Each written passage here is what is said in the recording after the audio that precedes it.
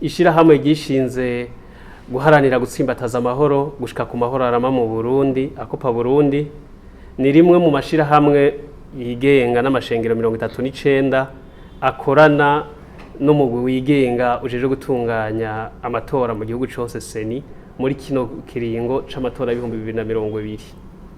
Inyuma yaho sentare yubahiriza ibwirizwa shingiro itangarijwe amajwi ntabanduka yavuye mu matora y'umukuru w'igihugu n'abashinga amateka yabaye kuwa 20 Rusama 2020. Ishirahamwe gishinze guharanira gutsimbataza amahoro gushika ku mahoro arama mu Burundi akopa Burundi riramenyesheje abarundi n'amakungu ibi bikurikira. Twaranezerejwe cyane nuko amatora rusangi yo kuwa 20 Rusama 2020 yabaye mu mutekano ntangere kandi hubahirijwe ubwigenge n'ubwisanzure bwa buri muntu wese mu mahoro kandi yubahiriza ingendo ya demokrasi.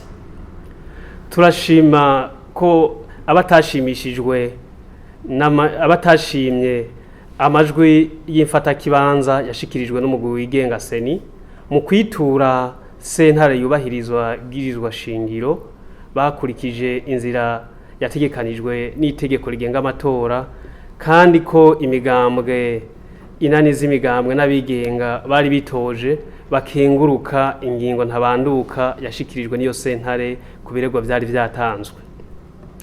Ubutumwa bwo gukeza uwatsindiye ikibanza c'umukuru w'igihugu n'umugambwe CNDD akomokamwo ku ntsinzi batahanye mu matora rusangi yo kwa 20 Rusama umwaka w'2020 bashikirizwa n'imigambwe inani z'imigambwe n'abigenga bahiganywe mwayo matora birerekana neza ko ingendo ya demokrasi yamaze gutsimbatara mu gihugu c'u Burundi.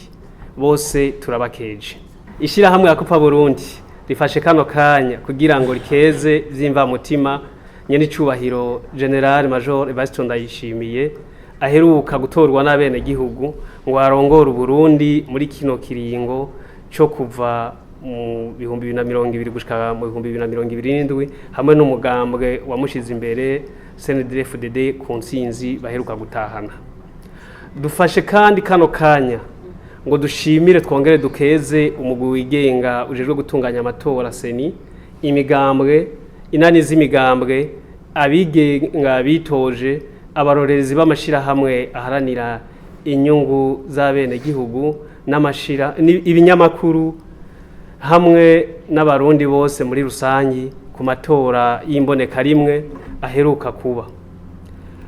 Mwarasubiye kwerekana ko mwigenga koko kandi ko muri imboneza z'amakungu mu bijanye n'intwaro ibereye.